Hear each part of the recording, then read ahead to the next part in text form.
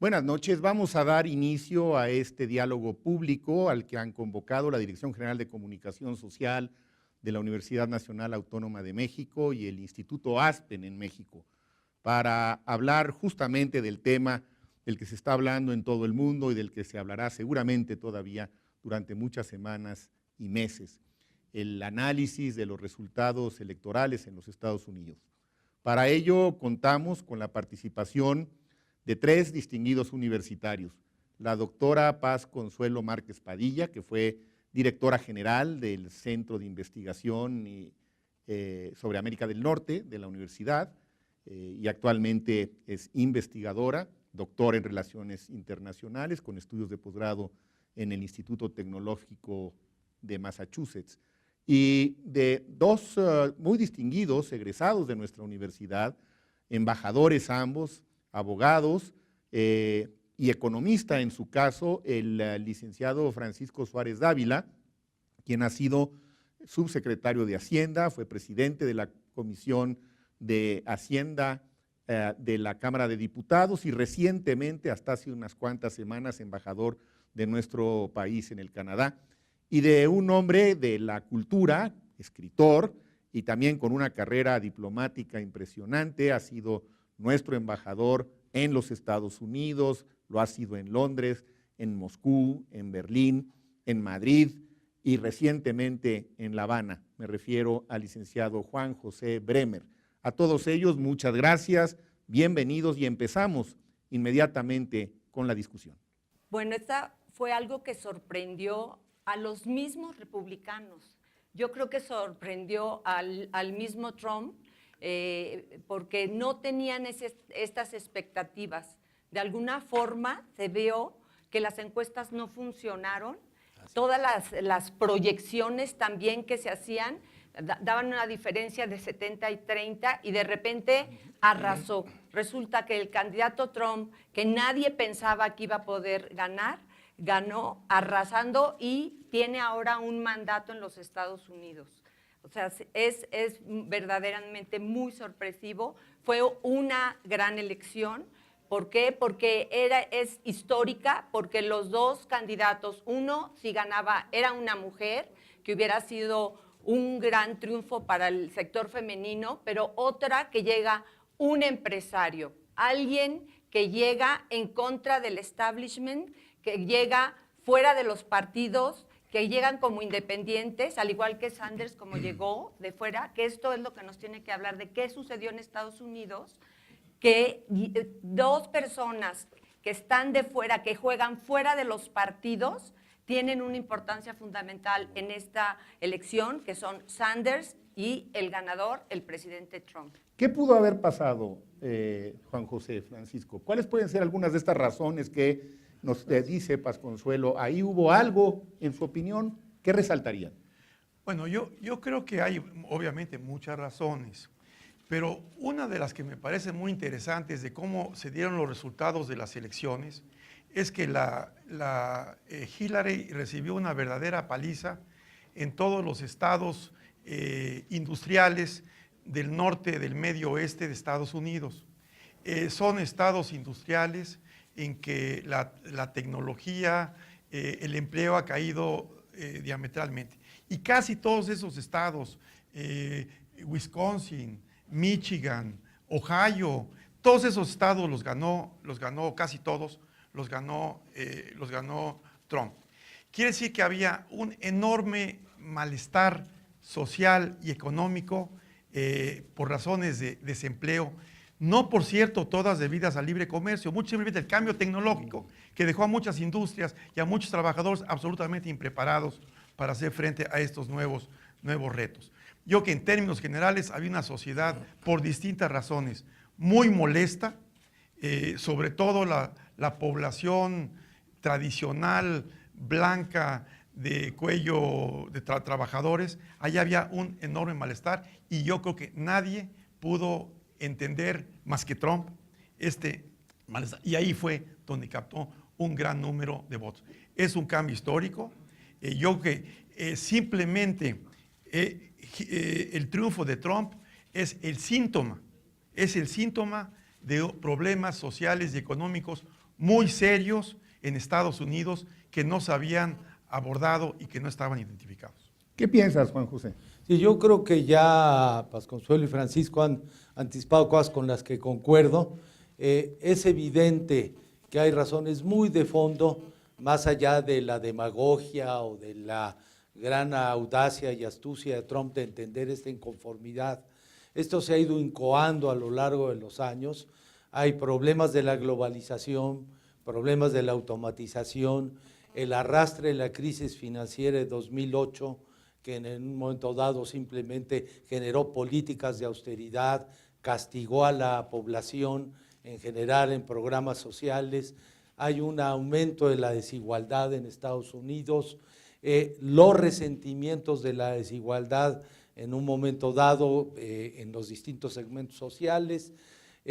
Había un sentimiento creciente antiestablecimiento en Estados Unidos y los mensajes de la campaña de Hillary Clinton de los defectos para ser comandante en jefe del candidato republicano fueron rebasados por la necesidad que las cosas cambien. Entonces es un mensaje de cambio no articulado, lamentablemente, porque la campaña fue muy pobre en ideas, muy pobre en la generación de políticas públicas. Estamos en ese sentido al principio de lo que va a suceder. Fue una campaña en ese sentido muy corrosiva, dañando al tejido social, que después podemos hablar los efectos en el tejido social americano. ¿Había en su opinión un voto escondido a favor de Trump? ¿Por qué no lo detectaron las encuestas? ¿Qué piensan de eso? Yo creo que sin duda había este voto escondido. La gente no se atrevía a decir que quería votar por Trump. ¿Por qué? Porque esto era ahora sí que politically incorrect, contra lo que él lucha. Él dice que ya las cosas no se pueden decir en Estados Unidos, que se limita la expresión y que está harto de decir eso, pero mucha gente en el fondo también estaba harta y pensaba como él. Y yo creo que es muy importante que esta situación la pongamos en un contexto internacional. Es decir, el mundo entero se está definiendo ahorita por aquellos que quieren el proteccionismo, que no quieren la globalización y que no quieren la migración. O sea, ¿por qué Inglaterra sale de la Unión Europea? ¿Por qué construyen murallas en Eslovenia, en Bulgaria, en Hungría? ¿Qué es lo que está sucediendo? O sea, este es un fenómeno. Ahora iremos al contexto global. Creo que valdría la pena, para no perder ahorita un poco el hilo, concentrarnos un poco más en los Estados Unidos. Había un voto escondido a favor de Trump que no detectaban las encuestas. Evidentemente. Había un hartazgo con el establishment, con la clase política establecida de Washington. También. ¿Y qué pasó? Que finalmente hubo tal sorpresa en el colegio electoral, porque en el voto popular la señora Clinton gana por un pequeñísimo margen. También esto es un fenómeno esperable en los Estados Unidos, que el voto popular sea contrario al voto del colegio electoral. ¿Ocurre con frecuencia? Ha sucedido ya en otros casos, desde luego, por la forma en que la Confederación Americana llegó a un arreglo de darle importancia y peso a los estados sobre el voto popular. Yo creo que se equivocaron muchos de los analistas, todos los seguimos, de las grandes cadenas de televisión. Los sorprendió a todos por lo que tú decías, Juan Ramón, hace un momento. La misma clase política y los líderes de opinión americanos y el empresariado no es consciente hasta ahora de la profundidad de la inconformidad social que estaba debajo de la mesa. Yo agregaría que sí las encuestadoras tienen que hacer una profunda reflexión, porque esa es la tercera. Es decir, ya pasó en Brexit, pasó en Colombia y vuelve a pasar. Y decían, no, Claro. el sistema de encuestas de Estados Unidos es muy bueno, tienen mejores técnicas, mejores modelos. Pues no. Entonces yo creo que hay un problema ahí. Yo creo que, siguiendo el muy atinado cuestionamiento de Juan Ramón, yo creo que ahí parte del rechazo que tiene la gente es contra el sistema antisistémico, es también contra las encuestas. Porque finalmente las encuestas en alguna medida representan el establishment mediático. Y entonces hubo una reacción de que, bueno, ya me traen hasta aquí, ya no quiero contestar a la encuesta, y no contestaron adecuadamente a las encuestas. Yo tengo la impresión que a lo mejor es el mismo universo de preguntarle a los mismos y no salirse realmente a enfrentar a círculos que están un poco al margen de la sociedad. Claro. Entonces, yo Sí, creo que Paz. es un elemento. Sí, yo creo que lo que dijo Juan es muy cierto. O sea, la crisis del 2008 es fundamental. ¿Por qué? Porque se dan cuenta que los costos y los beneficios de la crisis no se repartieron iguales, por un lado. Y por otro lado, hay una concentración en Estados Unidos de la riqueza en el 1%, del que nos ha hablado Stiglitz o Chomsky, todos ellos, y la gente lo está notando. Y por otro lado, las instituciones, también hay este sentimiento del americano medio de que las instituciones han sido tomadas por las élites, son acaparadas. Eso nos dice Walter Dean Burnham, por ejemplo, dice la gente estaba votando más, en las intermedias estaban votando bajísimo, 20%, 30%. Dice, ¿qué tipo de democracia tenemos? La gente estaba enojada, no creía en sus partidos, por eso los independientes el número es tan grande, porque no se identifican ni con los republicanos ni con los demócratas, sino 40%. Bueno, pero aquí fueron relativamente pocos los votos para el tercer y cuarto candidato, ¿no? No digo, pero No, ellos claro. o son republicanos o demócratas o independientes, y este es el grupo que es más grande, y Johnson no les quitó tantos votos, arrasó No pintaron, Trump, la verdad es arrasó que Trump, la verdad los es que independientes arrasó. en Estados Unidos no pintaron en no. el conteo final. No, pero es que los independientes pueden votar a la mera hora, ya se pueden decidir por demócratas o republicanos.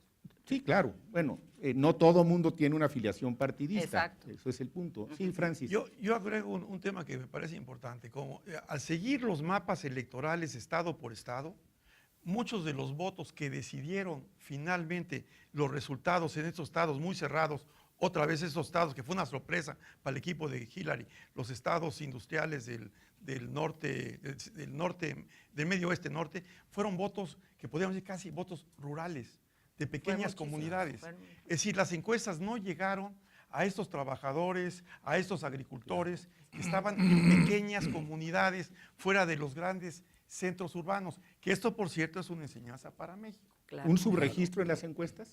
Un subregistro subregistro en las no fueron encuestas. al agricultor, al trabajador que está fuera de los grandes centros urbanos.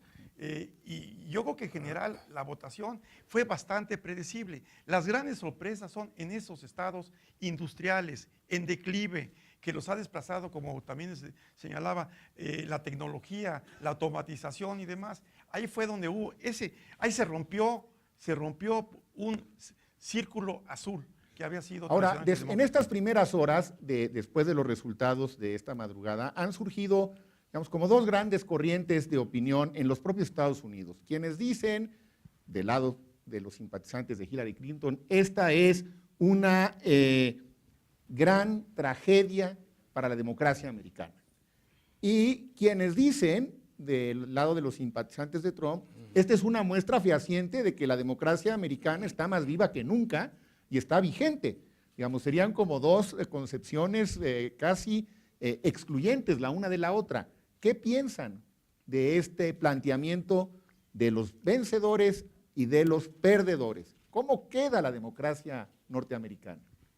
Bueno, yo creo que la democracia americana se vio muy afectada en la elección porque realmente no hubo una deliberación, realmente no nos explicaron cuáles son las políticas públicas que van a seguir. De hecho, eso es lo que ha creado gran incertidumbre con Trump. Nadie sabe qué es lo que va a hacer de lo que ha dicho y cómo lo va a hacer. Entonces, eso en esa parte se mostró como una democracia pobre, porque no realmente fueron muchos ataques negativos entre los dos candidatos.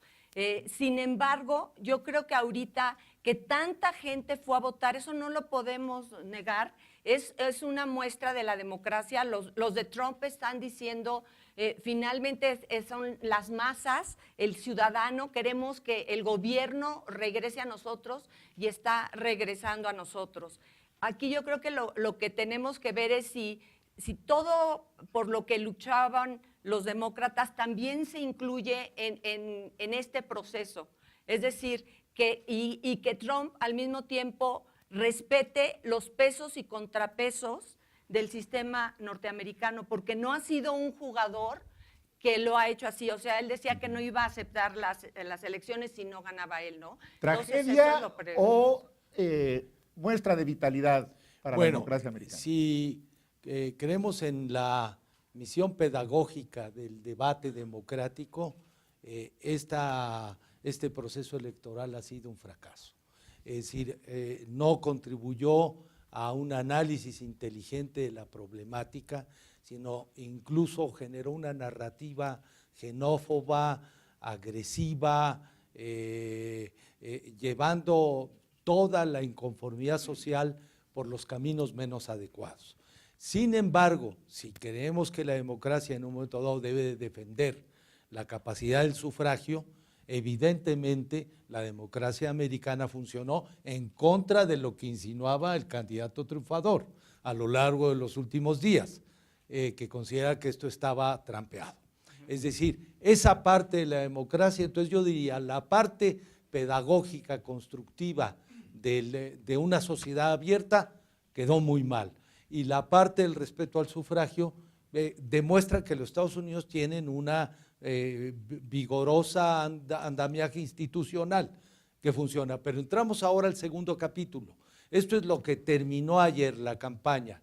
El gran reto de la democracia americana, lo decías tú ya, Paz, es cómo este sistema tradicional que ha sido para muchos paradigmático de división de poderes, de pesos y contrapesos, va a contribuir en un momento dado a que las aguas de este río enojado no se desborden.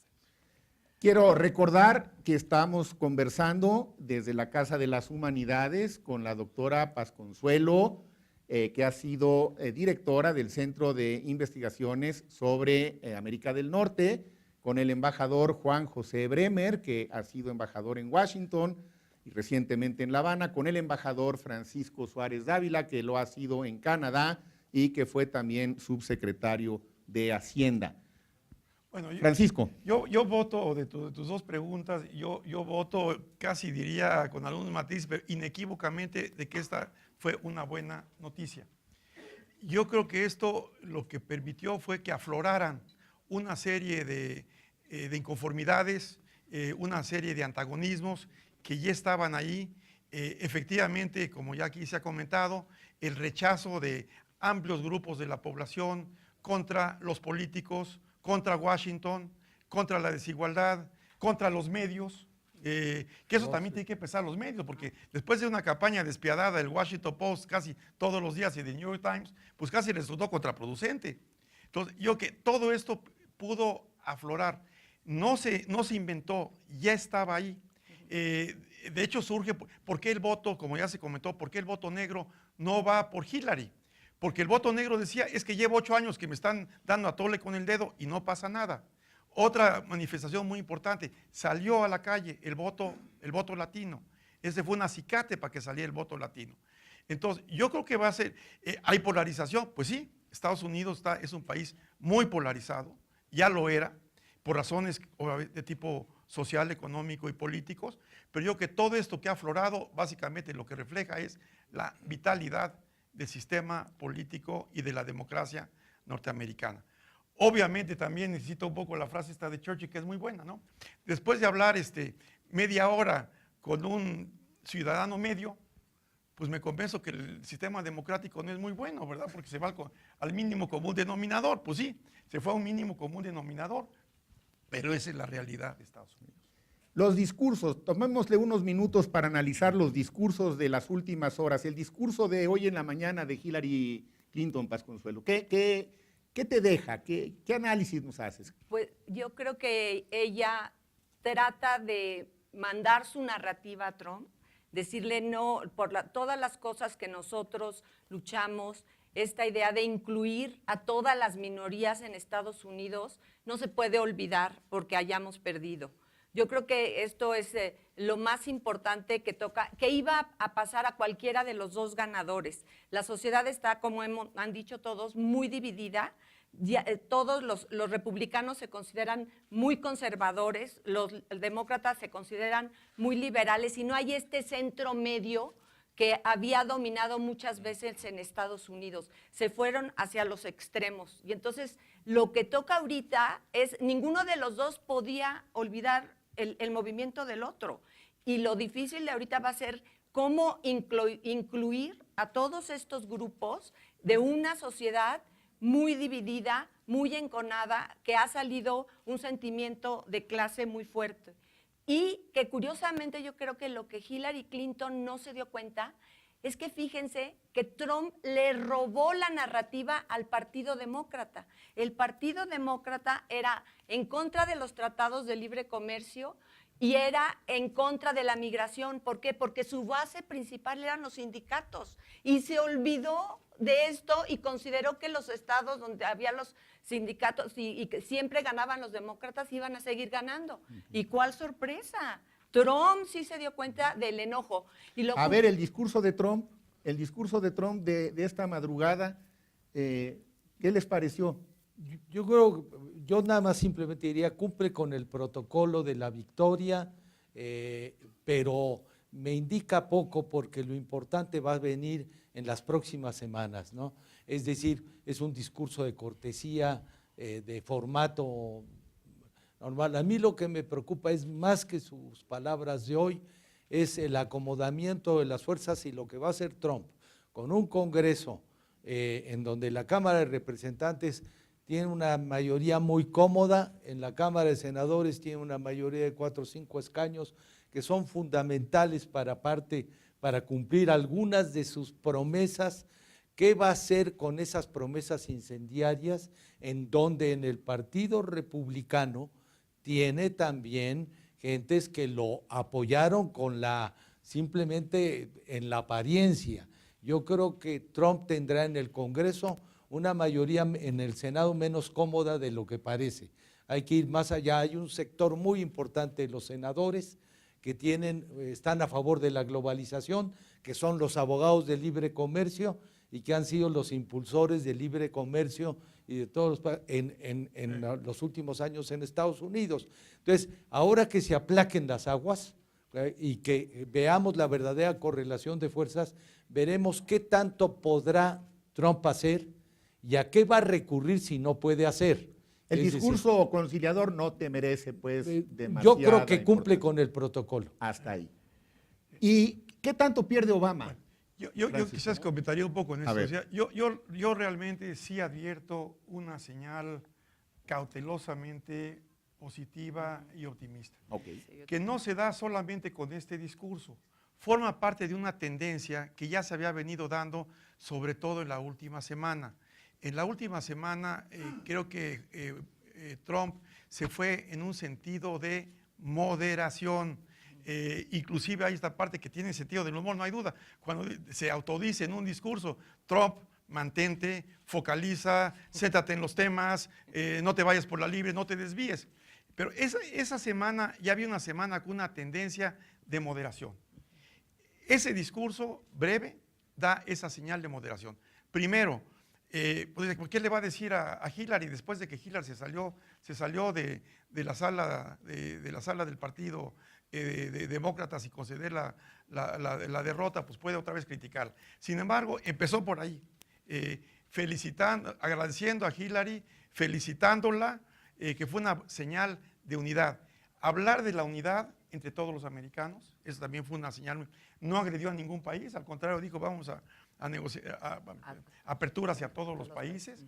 Entonces yo creo que fue una señal importante de moderación hacia los demócratas, hacia Hillary por primera vez, Sí. la felicita por su valor, etcétera, etcétera, hacia otros países y a favor de la unidad del partido, perdón, a favor de la unidad entre los norteamericanos. A mí me parece que esa fue una muy buena señal que indica algo que va a ser muy importante para reforzar después.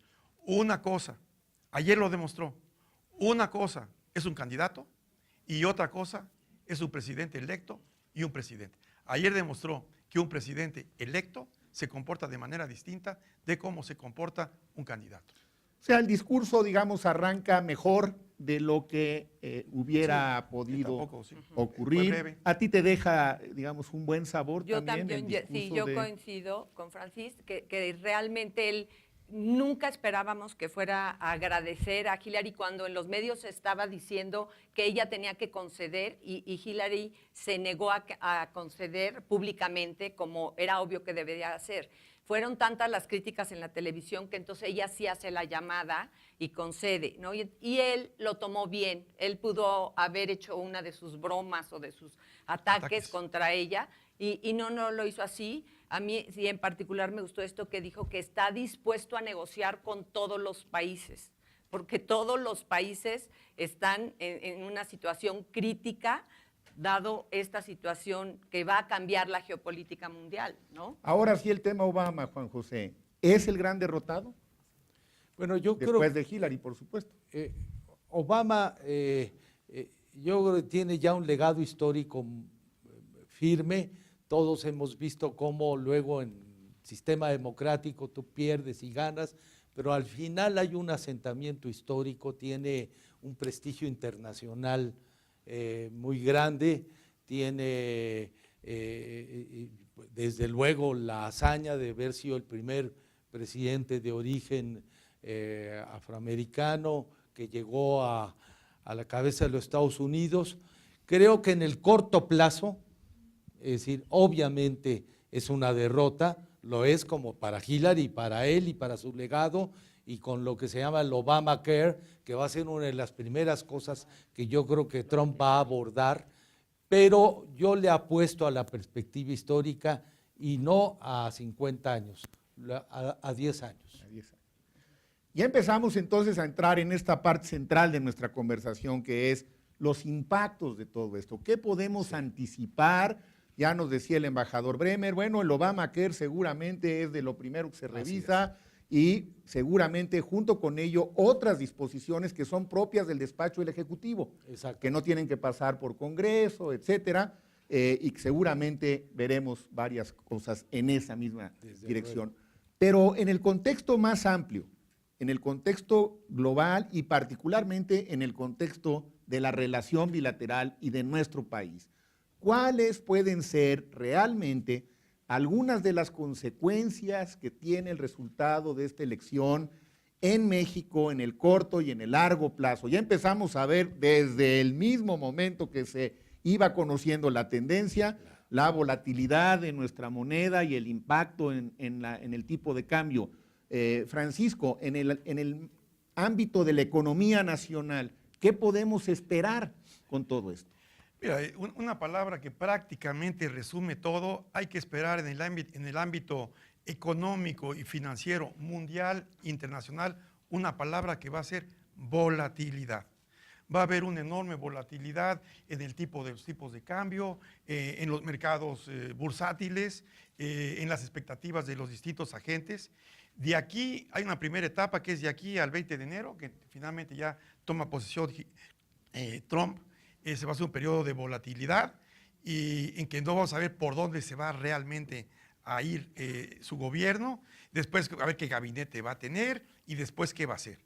Va a haber un periodo de volatilidad, creo que posiblemente exacerbado por un presidente que da señales por lo menos de ser bastante errático. Y esos elementos erráticos van a propiciar elementos de volatilidad. Ahora, de la parte propiamente económica, a mí me gustaría subrayar de entrada un tema que parece ser que va a ser uno de los más importantes. Hay otros que seguramente se comentarán. Pero uno de los temas más importantes es el tema justamente del comercio, del libre comercio, de los tratados de libre comercio, que seguramente va a ser un tema muy importante, quizás de los más importantes para México. Yo estoy viendo en todo esto aspectos de oportunidad y aspectos negativos. Para mí, un aspecto que yo veo altamente positivo es que creo que el triunfo de Trump significa el entierro del TPP. Eso yo lo celebro. El TPP no significaba ninguna ventaja para México, salvo que firmar Estados Unidos, pues teníamos que firmar nosotros, podíamos quedar fuera del club. Era una forma de actualizar de manera más o menos fácil el Telecán. Pero el TPP no representa ninguna ventaja para México. Eso ya se sepultó. Ganancia para México. No hay TPP. El TPP representaba peligro, se iba a meter Vietnam con productos de bajo costo, etcétera, etcétera. El Telecán va a ser un tema muy importante. El Telecán, yo creo que ahí como oposición mexicana debemos de resistirnos a que se abra la negociación sin más del Telecán, porque esa va a ser una caja de Pandora. Eso hay que evitarlo, quién sabe qué vaya finalmente a decidir, pero lo que sí, después de 20 años de Telecán, sí hay que actualizarlo. Hay que actualizarlo en una serie de temas y que amerita actualizarse. Uno de ellos que puede encantarle a Trump es el tema de estándares laborales, en que afortunadamente hay una legislación laboral que va en esa dirección. Ese creo que va a ser un tema muy importante.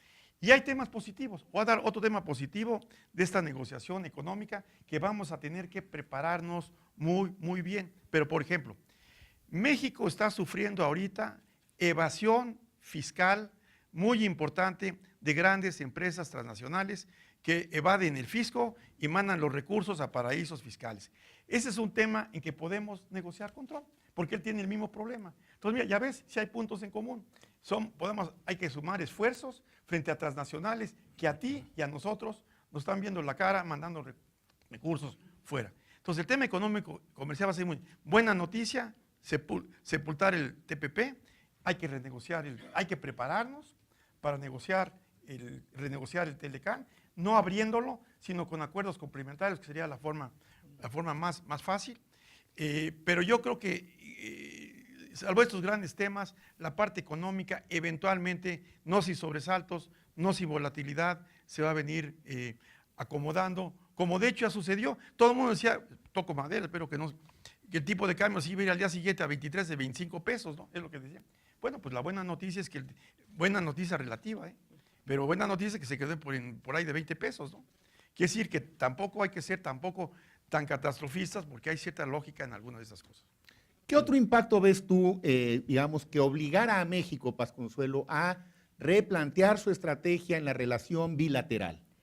Bueno, en el caso de la migración es muy obvio que va a haber ciertos cambios, pero tampoco lo veo tan drástico como él lo planteó durante la campaña. O sea, el muro que quiere construir, que bueno, realmente no funciona porque geográficamente es muy complicado eso, hacerlo y mantenerlo es muy caro. Todo esto no creo que vaya a lograr, aunque ya de hecho la migración ha disminuido a los Estados Unidos de los mexicanos.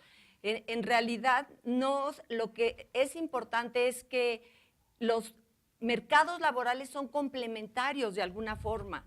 Su población está envejeciendo. Ellos necesitan jóvenes y nosotros queremos a nuestros jóvenes aquí en México, pero bueno, si pueden, si van y vienen, trabajan un tiempo en algún otro lado, bueno, eso se está dando en todo el mundo, esta migración está ocurriendo en todo el mundo. Entonces, yo creo que Trump, esa es mi impresión, Trump es un empresario a la hora que realmente se siente a estudiar los datos, lo que significa, o sea, Estados Unidos no entró al Tratado de Libre Comercio por bueno, ahora resulta que todo es bueno para ellos.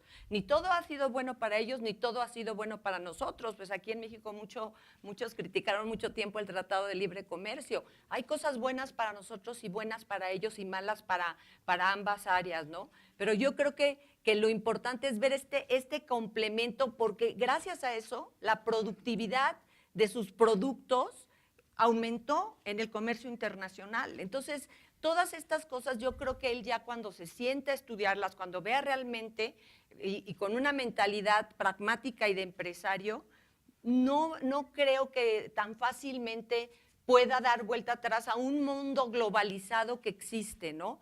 Aunque no por eso quiere decir que no puede tener ciertas medidas negativas. Regresivas. Sí, ¿Tú qué claro opinas, que sí. Juan José? Mira, yo creo que, desde luego, la experiencia del ejercicio del poder es una inmersión en la realidad. Entonces va a tener una experiencia de lo que es ya trabajar en la realidad. Creo que nosotros, es decir, sí tenemos un desafío enfrente, pero debemos de tomarlo con calma, porque México tiene, yo subrayaría, primero, la buena política y la buena diplomacia siempre se prueban en momentos de adversidad, frente a retos y desafíos. Creo que México no está desvalido. Creo que incluso Trump menospreció a México, que al paso de los años hemos creado en los Estados Unidos una canasta de intereses comunes que es muy difícil desenredar. Es decir, en los últimos 30 años la relación México-Estados Unidos se transformó cuantitativa y cualitativamente. Entonces, hay intereses ya muy compaginados, muy entreverados, que será muy difícil afectar. Luego, por otra parte, no estamos nosotros aislados en Estados Unidos. Tenemos amigos, tenemos aliados, tenemos gente que en un momento dado podemos de alguna manera neutralizar o convertir a la causa porque están muy desinformados. Creo que en un momento dado lo que debemos de hacer es preocuparnos, está bien, pero fundamentalmente ocuparnos. México tiene que actuar ya a corto plazo con una estrategia bien fundada, inteligente, de reposicionamiento en Estados Unidos, es decir, incluso con una campaña de imagen construida no superficialmente, atendiendo fundamentalmente a la multitud, a la míriada de multiplicadores que tenemos en Estados Unidos dispuestos a transmitir mensajes. Y tú que fuiste nuestro embajador en Washington, en esta misma dinámica en la que estamos ahorita conversando, ¿cómo ves a nuestros connacionales? ¿Qué tan vulnerables? ¿Qué les va a pasar? ¿Tendrían razón para estar atemorizados? ¿Necesitaría México, y esto también va para Paz Consuelo y Francisco, por supuesto, claro, estar pensando en una estrategia para protegerlos de manera específica? ¿Qué impresión te merece? ¿Qué va a pasar ahí? Yo creo que ahora nuestra red consular, que no hay ningún país que en el mundo tenga una red consular de la importancia que tiene México, con los vasos comunicantes que han creado estos consulados, tendrá que trabajar con enorme intensidad. Es un gran momento para estar atentos a nuestra gente. Sí, no desecho, la administración Obama hizo deportaciones muy importantes. Yo veo en el panorama que puedan existir deportaciones, pero creo que nuestra red consular ayudará a proteger a nuestra gente. Este es un momento para enfatizar la parte de protección que ennoblece a nuestra diplomacia. ¿Ustedes creen que necesitaríamos tener como que alguna estrategia adicional, complementaria a la red consular que funciona, sería bueno, de solidaridad con ellos? Yo pienso, por ejemplo, sí, que las universidades deberíamos expresar nuestra solidaridad con todos ellos y a través de fomentando el intercambio académico, el intercambio cultural, el intercambio científico, es decir, estando cerca de ellos. Pero, ¿se requerían algunas otras cosas, en su opinión? Bueno, yo creo que lo que comenta Juan Ramón es uno de los instrumentos de política exterior que más hemos abandonado y que pueden ser más eficaces, que es justamente el uso de la política cultural, el intercambio académico, el intercambio científico y tecnológico. Este debe ser uno de los campos que debemos de propiciar, incluyendo con alianzas y mecanismos entre las universidades, más allá de lo que puede ser la actividad de los cónsules. Yo ahí me metería un tema. La verdad se ha hecho un gran esfuerzo. Yo creo que una de las cosas que funcionaron, se hizo un buen esfuerzo este último año, es un poco activar la red de los 50 consulados que tenemos en Estados Unidos. Se vio que el consulado ya no puede ser solamente para tramitar protección de nacionales o papeleo que hay que hacer, sino que tiene que tener una función económica y política. Pero yo creo que nada de esto funciona si no atacamos por medio de una gran reflexión.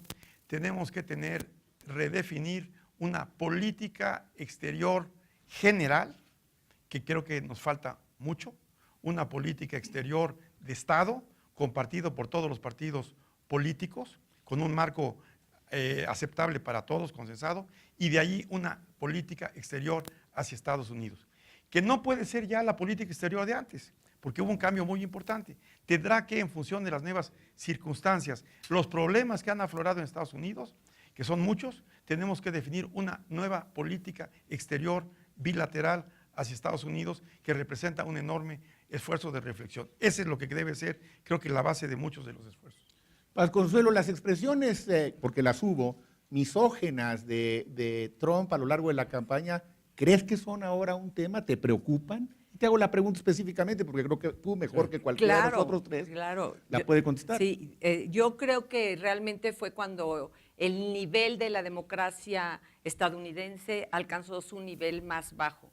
Qué horror que sucediera eso, que él pudiera decir eso, que se salieran esas cintas y que no tuvo un costo en su probabilidad de ganar. Eso es impresionante. O sea, una gente que se expresó así de la mujer es muy triste, digamos, y ojalá que ahorita pues las mujeres importantes, tal vez su hija pueda hacer algo a alguien para que realmente este discurso misógeno se quite y desaparezca, y el que hayamos tenido una candidata mujer nos ayude para un avance, y no que el que haya ganado Trump nos ayude a las mujeres para irnos para atrás. Yo quisiera concluir esta parte haciéndoles una pregunta general a ustedes tres y esperando una respuesta breve que nos refleje su punto de vista sobre esta gran interrogante que se ha abierto de todas maneras a raíz de los resultados de ayer en la noche. ¿Estamos ante el inicio de un nuevo orden mundial?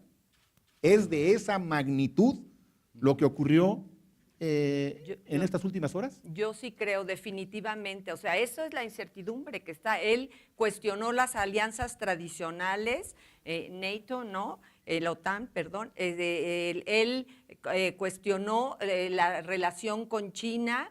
Él habló con Japón y Corea del Sur. Es más, estaba leyendo ahorita en el New York Times un periodista ruso y la cercanía a Rusia, ¿no? Que todos notaron en esta intervención, en estas elecciones, que es una característica especial de esta elección. Y él está diciendo, qué bueno que Estados Unidos ya se va a preocupar por ellos mismos, porque es una América para adentro, ¿no? Y así va a dejar que Rusia pueda regresar a sus lugares que tradicionalmente ocupaba. Juan José Bremer, ¿estamos ante el inicio de un nuevo orden mundial? Estamos frente a un nuevo orden mundial en el sentido de que esto va a reforzar el multipolarismo, la tendencia al multipolarismo. Yo creo que si Trump es consecuente con lo que expresó a lo largo de su campaña, tenemos que esperar Estados Unidos que se repliega a atender sus problemas internos acumulados. No podrá desentenderse y tiene compromisos y tratados que no se podrá desentenderse de sus obligaciones generales y responsabilidades, y está todo el aparato militar que de por sí mismo tiene una opinión muy fuerte al respecto. Pero sí, en términos generales, esto va a fortalecer en un momento dado un mundo más plural. Creo que México debe recibir este mensaje volviendo a nuestra vieja tradición de la diversificación. Quizá en algunos momentos hemos sobreenfatizado la relación con Estados Unidos. No podemos renunciar a ella. Es enormemente importante, pero no debemos unidimensionalizar nuestra política exterior y tenemos que darle la pluridimensionalidad de este nuevo orden mundial que está surgiendo. En este nuevo esquema que parece que se configura, Francisco Suárez Dávila, ¿qué papel puede jugar la relación con Canadá? Tú vienes de dejar hace unas cuantas semanas nuestra embajada en Canadá. ¿Qué piensas? Mira, yo creo que la relación entre México y Canadá se vuelve una relación absolutamente estratégica. Hay una serie de factores que se han venido acomodando en sentido positivo. El triunfo del primer ministro Trudeau, buen amigo de México, como lo fue su papá, significa que se ha iniciado una buena relación con México entre los dos gobiernos. Cuando nos sentemos a la mesa a discutir temas como el Tratado de Libre Comercio y otros, es absolutamente fundamental que México y Canadá estén pensando en lo mismo, actuando en el mismo sentido. Esto no es una utopía, ya funcionó. Cuando los Estados Unidos hicieron un acuerdo recientemente, un acuerdo paralelo con los japoneses para disminuir el contenido del automóvil norteamericano, que hay un automóvil norteamericano, pues totalmente integrada. Había un acuerdo con los japoneses para facilitar mayor integración asiática. Canadá y México pararon el acuerdo de TPP en Hawái y así no firmamos. Los americanos tuvieron que ceder, como también un elemento de proteccionismo contra carne americana y canadiense. Es absolutamente estratégico, yo creo que es fundamental que los dos equipos, pues no solamente el gobierno, otra vez, la academia, los empresarios, comiencen a trabajar juntos con Canadá, porque sí se ha probado que actuando juntos podemos balancear un poco el enorme poder del imperio. Muchas gracias, estamos por concluir y pasaríamos directamente a la etapa de preguntas y comentarios por parte de todos ustedes. Estamos a sus órdenes. Muchas gracias. Gracias. Muchas gracias. Gracias. Se le llamó a Donald Trump el populista. ¿Qué tanto ya como presidente va a atender a esta multitud que pide políticas antiinmigrantes y pues bueno, también con mayor proteccionismo económico? Bueno, él tiene por una parte pues una lista de postulados y de compromisos de campaña. Todos sabemos que todo lo que se dice en las campañas, muy buena parte no se cumple, y que esa es una de las grandes distancias entre las promesas de campaña y la realidad. Yo espero y aspiro que esto suceda en el caso de Donald Trump, pero él tendrá que dar algunas respuestas inmediatas. Yo creo que en política interna en Estados Unidos tiene su reforma fiscal, el fin de Obamacare, tendrá que hacer algo en migración. Tenemos que estar a la expectativa qué va a hacer con el tema del muro. Ya hay 750 kilómetros de muro en la frontera, no creo que ha operado mucho y Paz decía con toda razón, la geografía no lo hace viable, pero en fin, él tendrá que tener esa prueba que tienen los políticos que hicieron promesas fuertes de campaña y yo espero que no pueda cumplir algunas de ellas. Paz Consuelo. Bueno, fíjense qué paradoja. Su movimiento es un movimiento en contra del 1% para redistribuir la riqueza y él, Trump, es parte de ese 1%, pero sin embargo la población lo creyó, o sea, eso de verdad es increíble.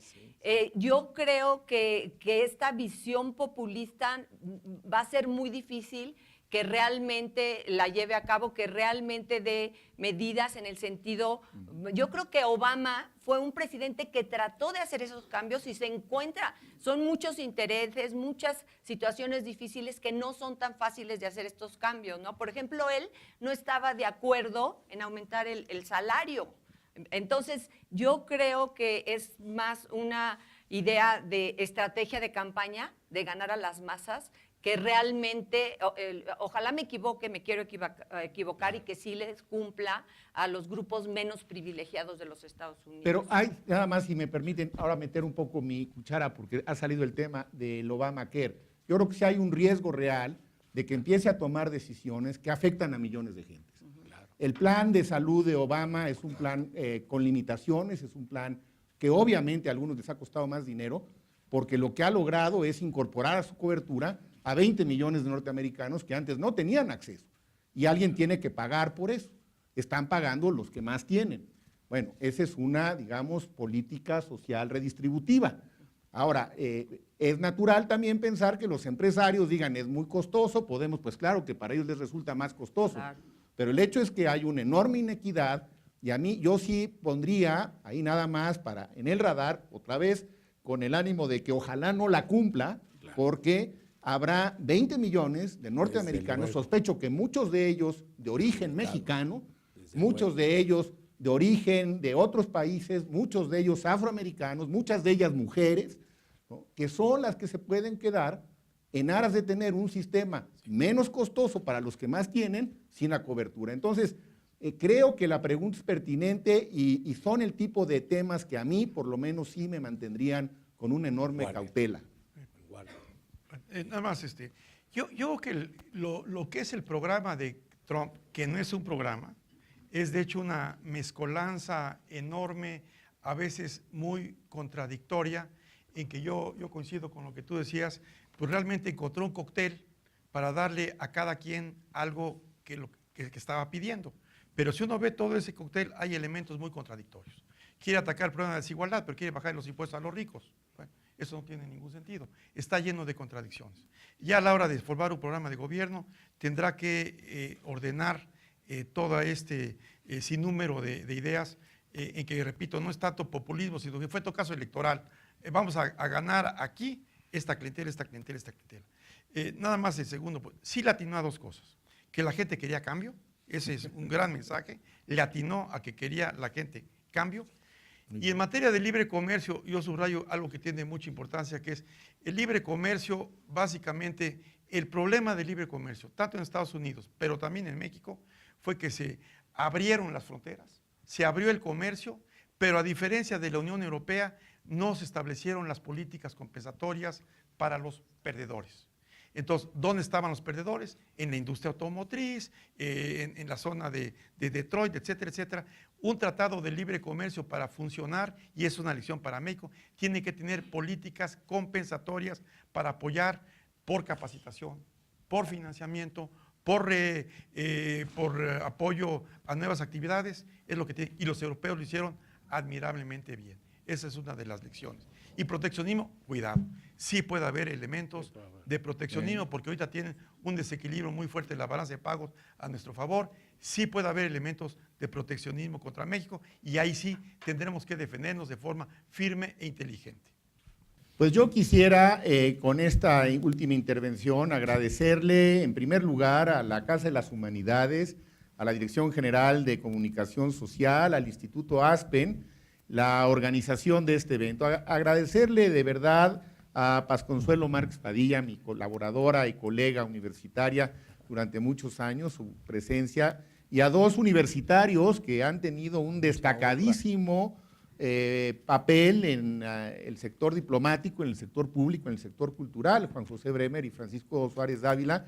Creo que ha sido una mesa bien complementada, donde obviamente quedan muchos temas, no se trataba de agotarlos, pero creo que se cumple con la idea de tratar de informar mediante un análisis ponderado, independiente, riguroso, académico, algunos de los temas que están en la opinión pública. Y para concluir, casi que con el ánimo más bien aspiracional o optimista, traigo una frase de Winston Churchill que encontré hace unos días cuando estaba preparando antier algunas de las preguntas para el día de hoy.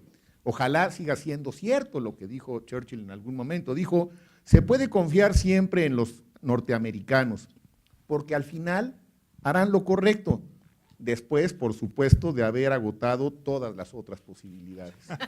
Muchas gracias. Muy buena. Totalmente. Es muy buena cita esa.